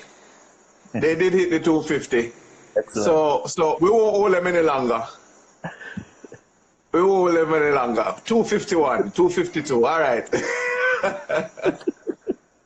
Let us have it. Let us have it, Doug. Yeah, so we come back to the same thing is that the car is going to arrive here and we can't wait to come to the next Dover race meet. And I tell you something, this car is going to be phenomenal. We might actually change the whole face of racing at Dover. I know everybody went to the radicals, and again, we come back to the same thing of, all right, do you want to see the trainer cars going around there? And again, we come back to the same mistake business. And, everybody know they can't associate a radical. Who that drive that red one there? Who driving the white one? Eh? Right. Oh, Right. the guy Greg that I drive the black one. Oh yeah, me hear about him already. No, everybody want to Yeah. see the likes of the Kia when it goes on here, pop, pop, pop, and it coming down the straight away, and everybody say yes, you hear that? That is what everybody wants here, and Yeah. that is what we're Yeah. going to show everybody. That when we line up down there straight away, we're going to make sure, so we show them all them man that got change all of the engine about 1,000,000 times. How much time here them man that change the engine? Every time you see the engine a come down and all that change car, shh. You say, oh man, that change car, how can I take a dog and get other things? Well, him better have all two car because he may need it. So I can't wait for the next race meet, yeah, man. I said, this is Hey, going to be fun. I said, you better bring the black car and the white car and put both of them in bits because that day, it might even change half day. It might even say, wait, Daddy, it's not working out. I said, boy, I'm going to get the other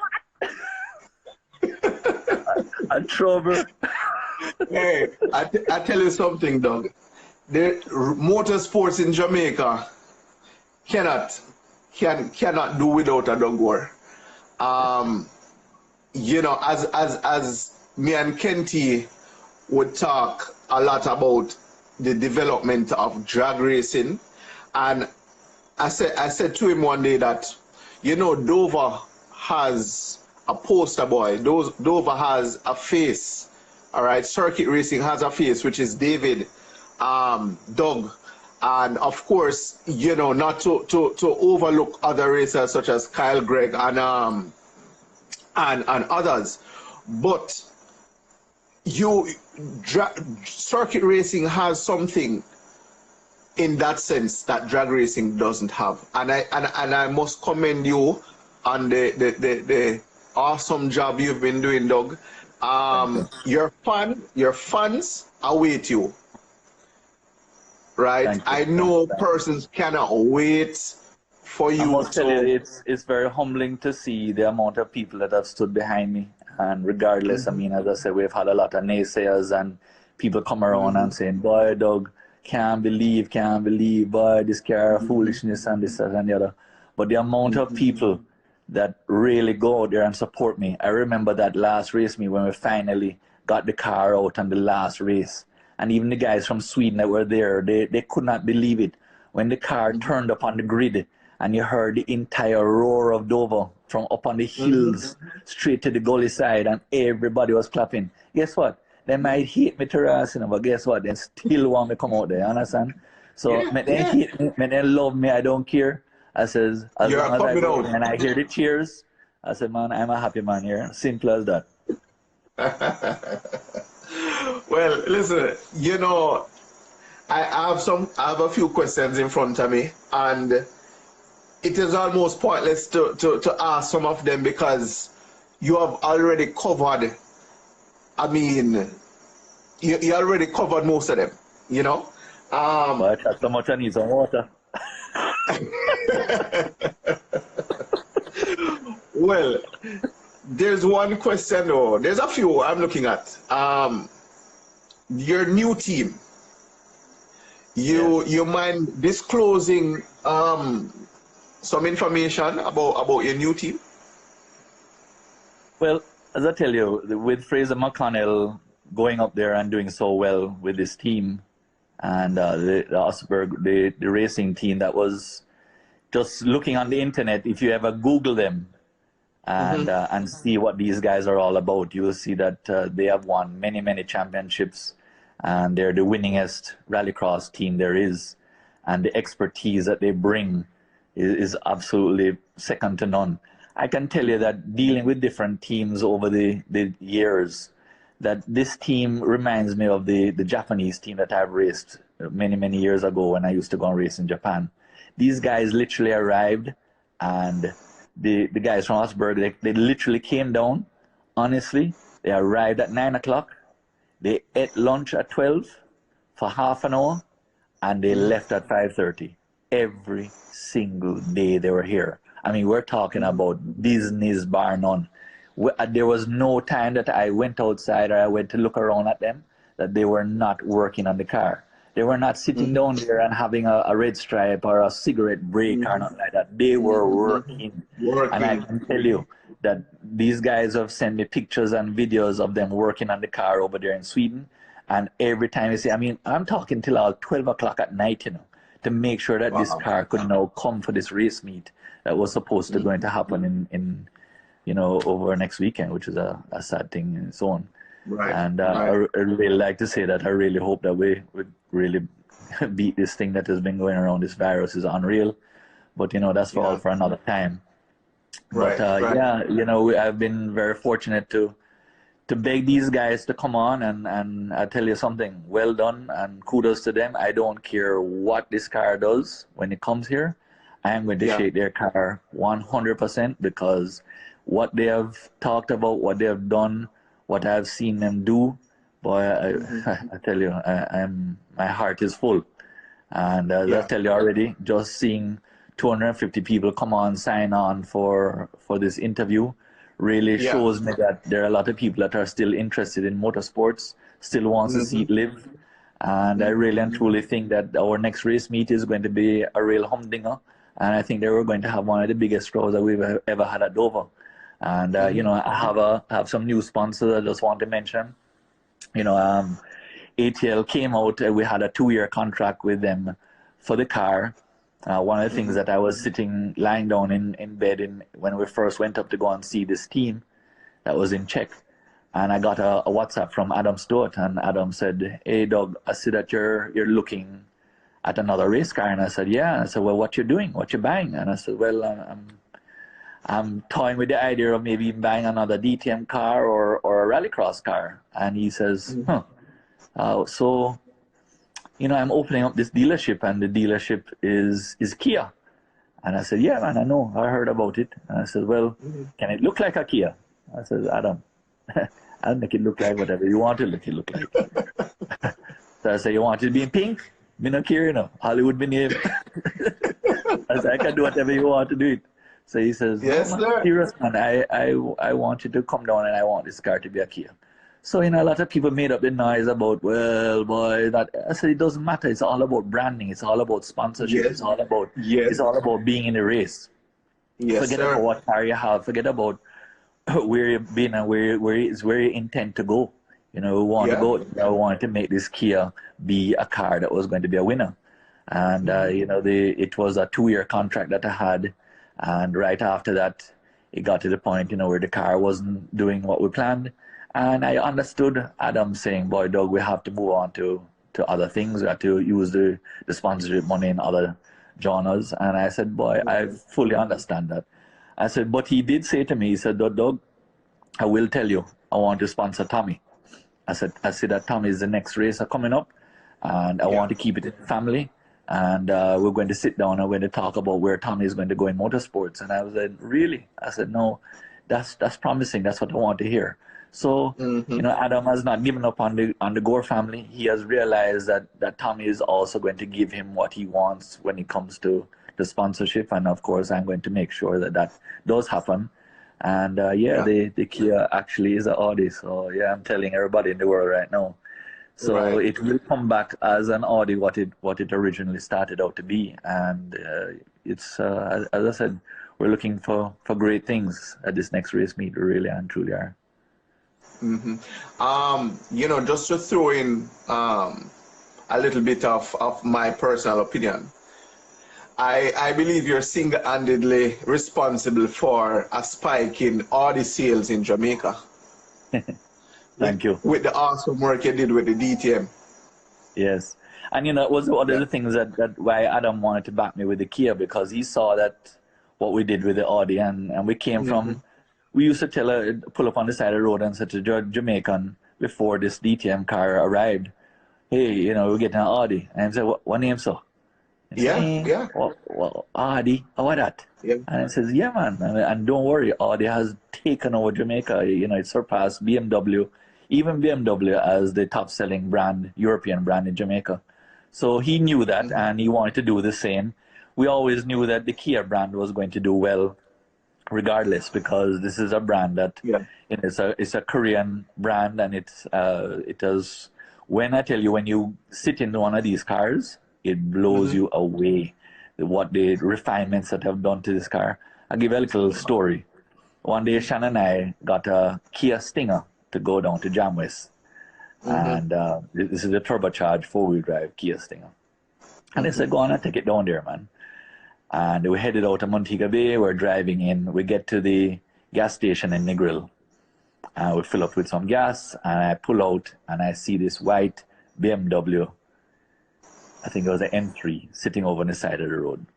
And as I pass by and I see a guy eating a food out of it, and I look and I couldn't really see inside. Everything was kind of dark. And I thought at first that it might have been Gear Greg, because I knew Gear Greg had a M3 at the time. Anyway, as I pass it, I see the car pull out to the side of the road and pull up behind me. So I look over at Shannon and I said, you see that, babe? So she looked at me and she said, oh, Lord. So I said, well, I'm driving the Kia and the man in a BMW, so why? Let's see what can go on now. So, hey, Alwina, Alan, I said that you're posting that already. Come on, did I call any names? I mean, come on, I did not call any names. Hey, you see, Alan, Alan, easy, you know. Nobody calling names. I tell you, so we're not calling no names. Jesus. Boy, the man they hate me now, you know. All them block me from Instagram same time. So as I pass this man, we're going on down the road, and boy, all my kibble coming down. I mean, my insurance man this day, so because I can't talk loud still. So I decided, boy, I'm going to put on my foot. And I said, boy, let me just see what this little Kia Stinger can do. Well, after about the first two corners, I see the BMW right behind me, and I said, all right, dog, you know what? Time to switch over, you know. And Shannon, my son, can tell you, anytime you see the left foot go over by the brake pedal and the right foot stay over by the gas pedal, a different drive that never doing. Time for, when I tell you, say, you better hold on tight in the car. All right. But things change. And we start dance the little Kia through the side road. You know. And when I know that there was a straightaway when you're coming by some cane piece and another gas station. There's a nice long cane piece, nice long straightaway. And I said, man, if I don't reach this straightaway before the BMW, man, I know that the BMW going to my food. So I said, well, I have to use the car and turn it up. I said, well, man, so when I leg on the Kia on the little road, you see, when I pass the gas station, I look up, you know, I don't see no BMW. I say, BMW. Done with it. So anyway, again, I don't know who it is, you know, so I pull it into Jamwest and join the traffic line, and I see this white BMW. So I said, wait, the man must be the owner of the yard, because I see him just passing everybody on the outside and coming right down. And I see the man lying on the window, and I see him looking, and he said, Jesus Christ, me know say I must say only dog Gore can I be driving this ratty car. He said, no, man. He said, dog, you know, normal, man. So I said, no, man, the Kia just good. Simple. Yeah. Just good. Yeah, man. So, you know, so again, we come back to the same thing that's what Adam wanted to do with the car, and it has, they have gone out and they've surpassed all the sales that they wanted to do. And as I said, it was time, and I was so glad, because I sat down with Christopher Issa and talking to Chris on the phone. I was like, boy, Chris, you know, I lost Adam, and we've always talked about S Hotel, and I see all the advertising that you're doing with S Hotel here in Montego Bay, and I would just love to put S Hotel on the bonnet of my car, and for you to be my prime sponsor. And he said, boy, Doug, the S Hotel would really look nice on the front of that car. So I said, man, I really think it would. So at that point, he says, something, let's do it. And this, again, it's going out there and being able to have people show that you can still pull the crowd, and you can make yourself relevant. And that is why the likes of Christopher will know that, I'm going to put my money on Doug Gore, and I know that he's going to produce to me. And, this is why people like Boom, I mean, they have been with me from the beginning with the Audi, and, they have not come off of me at all. They're still there. And look at Amsoil. I mean, Amsoil has been with me for the past 20 years. So, I've been able to hold on to sponsors throughout the time, and it just goes to show that hopefully I'm doing the right thing, And I just hope that the other guys, the other youngsters are here, and they're watching and learning. And they're learning. Yeah, I mean, Junior Barnes is on there. He can even tell you that I've been able to get his son some sponsorship, basically going out to my sponsor and saying, hey, why don't you help him? Taz is up and coming. I see some great things out of him, and I would really love to see him go somewhere. And, I see that Tommy has basically secured a lot of his sponsors. Tommy's Honda really and truly cost me absolutely nothing to go out there, because he has some sponsors backing him, and he's not costing me any money, which is just a start. So, a lot of youngsters out there, they always ask me, boy, how can I get into racing? How can I do this? How can I further myself in the motorsports? Yeah, get yourself started. Get a nice little car and go out there and get your name known. You don't care what you do, you make sure and put your name out there and do your best. That is the main thing. Just do your best. I think you should also tell them, Doug, that they should not shy away from the media. Whenever they say that people are coming around. It's one of those things that I've talked to even Wings. I've told Wings on occasion, and I think even Fraser will tell you that they have seen what I've done, especially Tommy. From he was a little bit, I've always told Tommy, I said, Tommy, when you see the likes of Sam Allen walking up with the camera, you walk up to him and you say, hi Sam, how are you today? And he's like, hey, we want to have two talks with you. And that is how you do it. 876 Street guys walk up. I mean, you see them with their nice bright shirts and the cameras, and you walk up to them. Don't wait until them come over. Maybe you might be fortunate to have these guys come and take. No, man, walk up to them and say, hey, you want to come and see my car? Oh, what kind of car? Oh, I have that yellow car over there now. Oh, really? And you carry them over there, man, and show them your car, man, and say, yes, man, this is the car that I want you to put on your program. And that is how it starts. I'm telling you. Yeah. It says from there you can only get good things. Yeah, man. Well, we're almost up on the last hour, Doug. So I want to give persons a chance. Shan, back in the room. Shan, is it okay to come back upstairs now? Yeah, I want to give persons a chance. You're on the internet for 2 hours, dog. Really? Right. But don't worry, she always knows that this is part of my business, and yeah, man. Right? Don't worry, man. We have roughly about 15 minutes left. So, persons who want to ask Doug any questions, you can go ahead and post them in the meanwhile. But the last point from me, Doug, is what's up, Bassy? We forgot to mention that you're a current member of the GRDC board, where you're also in charge of doing some structural improvement. You mind telling us a little bit more about that? Well, when the Vision 2020 and beyond came to power, and we sat down even at my office and discussed where the plans were for Dover and where we wanted to take it, and if this was actually possible. And I sat there with them and I said, boy, Doug, would you want to be part of this? And I said, boy, sure, I would like that. I said, all right, I'll come on board. I like where you guys are taking it. I like what I hear. It was more a business proposal this time, more than, say, a club. I still do believe that motor racing has to be run as a business. If you don't run it as a business, then it can't succeed. Just like anything else.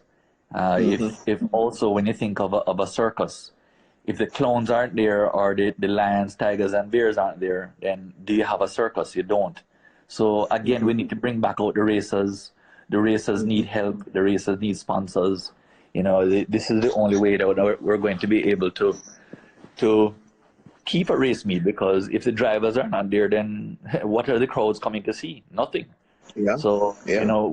this, if you put it as a business, then the business will flourish. And I really like what I saw, and I am part of the group. Junior has taken on this reign I absolutely have no idea where this all came from, because I can tell you I played many a game of dominoes with Junior, and seeing what he has taken on as the chairman of the GRDC actually blew me away. I've actually told him to his face, and even by WhatsApp, I said, boy, Junior, you've taken this on like your own baby, and I'm really glad that I'm a part of this.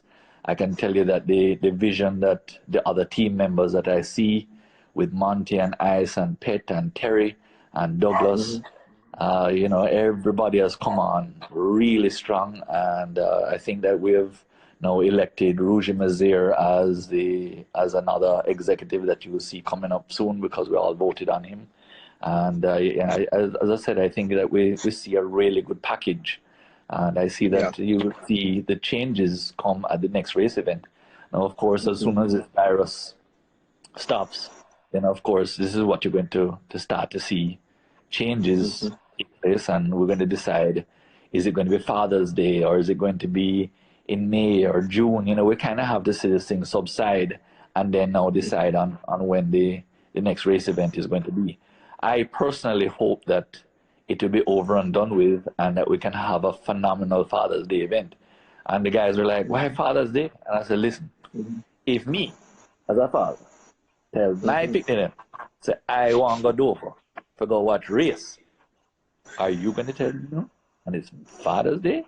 I don't True. think so. No. Worse mommy, worse auntie, brother, sister, auntie, uncle, and wifey. I can only say it again, that if daddy, father, wants to go and watch motor racing, well, I don't see none of them telling him no. So I do hope that this is all over with, and I do hope that we do see like a Father's Day come up as to be the next race meet. All right. Somebody's saying now, yes, it's really hard for a no-name man to get sponsorship in Jamaica. You could have skill for kill. If you not have name, you not go far. What No, do I don't you say believe that. about I don't believe that for a second. Doug Gore, when he first started, was not a household name. Doug Gore was just another guy trying to make his mark. And you're saying, boy, we can all use the white man with the big Gore name. No, it didn't work. So I said, absolutely no way. I said, you had the likes of the Pantons, the Moody's, the Issas, the Whittinghams, I can bring back some names, the Peter Rays of the world, and they were all there, the Kings. I mean, we had some serious names that were going on back in the time that I was just a very, very, very small picture in this whole thing. It's what you do with it is what really counts, right? And never say never. I mean, if you're saying that already and you're typing that, you kind of sound like you give up already. And, I don't want to hear that from you. I want where you're telling me, say, boy, I'm going to be the next Doug Gore, or I'm going to be the next David Somerville. That's what I want to hear. And therefore, that I know that you're giving yourself a chance, right? And this is what you need to do. You want to say, all right, I want to be the next big thing. And what is it going to take? What is it going to entail? So, of course, yes, you have to go out there and you have to get a race car. And yes, you have to start racing somehow. You know, don't just say, boy, I hope I go and get a bus. Them things is done. We've gone through them stages now. You know, one of the things that I started Tommy at 5 years old driving go-karts, you know, and Yeah. working his way up. I didn't wait and like some other people who were typing here on the computer a little earlier, that daddy go there and go and give them a nice big juicy car for their first time out. No, I didn't want that for Tommy. I wanted him to start from go-karting. I wanted him to go and make a step now into a little front-wheel drive Civic, and then now make his way go on, and then hopefully now one day Tommy can even go ahead and drive the Audi, or he can go ahead and get his own radical. I mean, who knows where it will go. And of course, maybe Tommy can come out and beat me one time, but guess what? He already knows that wherever we race, and we've raced a lot, even in the go-karts, and we go out and wherever we go, we have a nice humding of a race ourselves, I can tell you. And Daddy ain't giving up, and neither is Tommy. So, what I'm Alan? I notice the eyes them go so. What's going on? Did I call your name? Why you have to go so? You never call the name. No, you see the eye them go. No, I never call no name. See, man, get yourself in trouble, you know. See what all your double eyes. Oh boy! All right, let's go to another question. All right. Are you okay? Estimated quarter mile time for the Kia. All right, a lot of questions coming in. Tell him me want to run at Jam West. Question though, would you participate in drag racing? Boy, honestly, I know you guys are a lot of drag racers right here on this forum, and drag racers. When I first started racing, and I was saying to myself, all right, I want to see what I like, and back in the old days, we used to line up by Comsey, and I used to drag my little Toyota pickup. It was a V6 Toyota pickup, and I used to go out there and bust some man ass, even and bring out them nice pretty car. And here was it with this here, who is the one with the big juicy car? You will know. Somebody's so guilty. But yeah, so you went out there with and you tried the drag racing, and I'm saying to myself, boy, I go down there, you know, you run your 12 second or whatever. I mean, back in my day, running 16 was like huge, right? It was like I had a little Volkswagen GTI, and I used to go to Morosa, and I would drop into the 15s and say, ooh, boy, that was very fast, and boy, that was great. But then I would have to now come back around, and I would have to sit there now for another 2 hours, and you finally got back up to the start line, and you ran the couple seconds again, and you're saying to yourself, hold on, this is supposed to be fun. Yeah. Again, guys, I understand a lot of drag racers on here, and don't get me wrong. I said, but I realized that wasn't for me.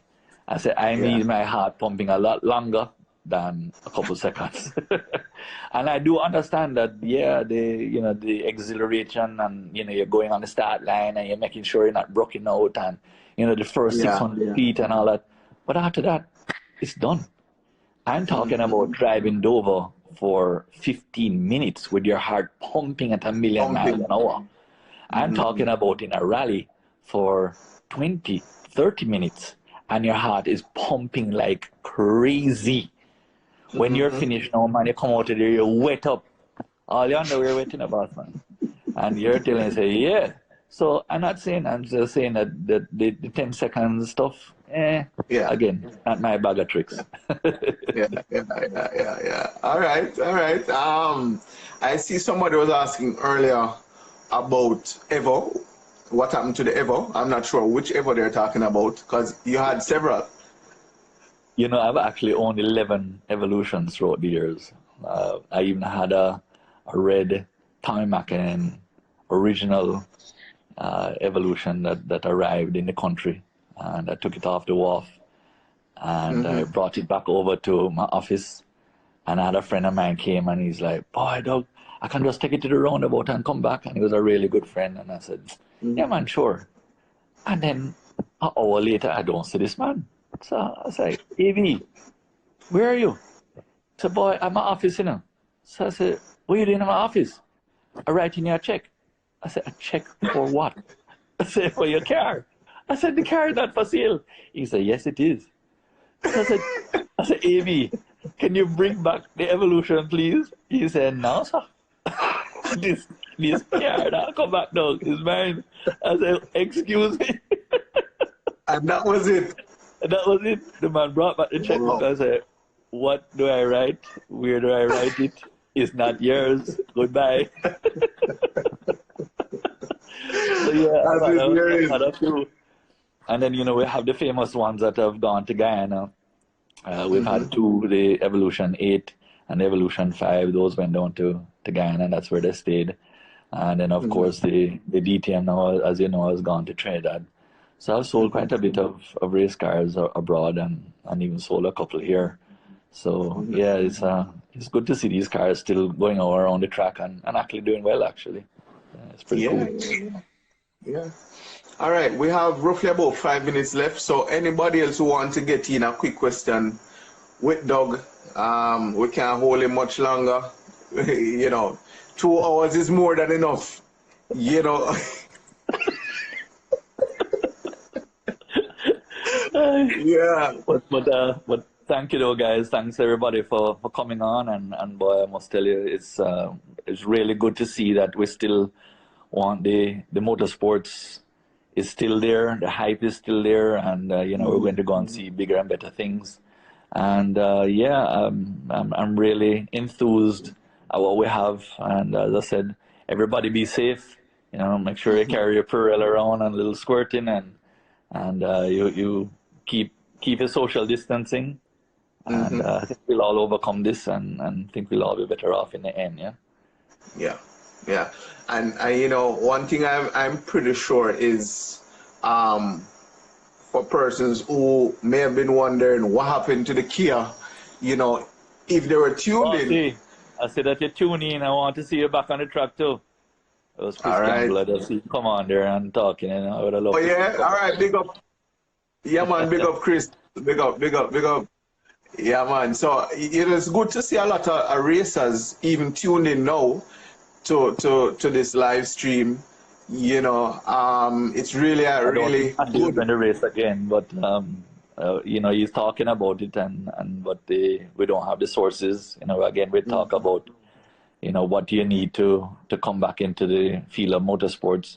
The trouble with the likes of a Matthew is that he would not be happy to stick with something like a little Civic. I mean, Matthew would want to now come back up to the big boys. So that was one of the things that you see that. All right, to go and run with the likes of a Kyle Gregg, you need a radical beta, and that's not an easy task. So, yeah, serious stuff. Yeah, man. All right, Chris. All right. So, yeah. Big up the drag racers to logged in. Yes, man. No, What's man. up, for sure. Yeah. No disrespect. We have to big up every single person. Tuning Anybody in. can import a race car. It's actually easy to do. What you do is that you do have a proper race car, and you actually ask the GRDC to write a letter on your behalf that goes into customs, and it can be brought in. It's actually not as hard as you make it out to be. But I love play some dominoes this year. I've been doing some online dominoes, but man, I need to go and get these guys and do a little secret socializing. Serious thing. No, the Skyline is way too heavy a car for Dover. Yeah, we've talked about that in length as to what car would be the best. But guys, trust me, I do think that the Audi that you will see in hopefully a couple months' time will be a car that you're going to go there and say, wow, it was worth the while, and really, really and truly glad to finally see the car come and be part of the winning circle again. We really do believe that it is going to be. And I really thank everybody for all their support. And as I said, all the naysayers, they can go away, because we come back to deal with some man. I tell you this. Hey, Doug, thanks a million. Thanks so much again for making the time. And, thanks everybody for And also, tuning I just in. want to look this little last part. Yes, I have been doing my homework. All right. By the way, how is Tommy? He's great, man. Tommy is good, good, good, very good. Uh, He actually give went. it. He actually went race. He actually went driving in his go kart yesterday, and actually Okay. had like a race with Kyle Gregg, Senna Somerville, and two other fellas, and he actually did very very well. He actually busted up some nice butt yesterday. So you can ask him about that one. Yes, we definitely one of the nights we have to get Tommy on. Yes, man. So Seriously. you can let him know to prepare himself. All right. Lovely stuff. Yeah, man. Thanks So, again, here, guys. Senna, Awesome. as a matter of fact, Senna is here. We can probably bring Senna Then and don't Tommy. tell everybody, see you laughing like that with the big laughy face. I mean, you can bust it out still, You can't just write a quick note so everybody can see. Yeah, I man. see. So, Senna. I told you Kyle have all them spies here, because Sinner going to call you and say, hey, don't want to talk about you, I say, yeah, man, I'm telling you. Oh boy, I tell you, good stuff. Good stuff. Yeah, man. Dog, we can't wait to see you back on the track. Your fans are waiting. And I believe the first meet is going to be very huge, you know? Yes, seriously. Yes, with all these new cars coming out, one of the nights we want to get Kyle on as well to find out about his new car, what's up, what fans can expect. Well, I'll actually be on there and I will actually type a few things myself. So don't worry. I'll make myself known. All right, I just see the 30-second timer come up. So, any final word, Doug? Oh, bless up to everybody. And again, thanks for coming on and looking forward to seeing you at Dover very soon or hopefully in the very soon future. Yeah. And be safe, right? Make sure.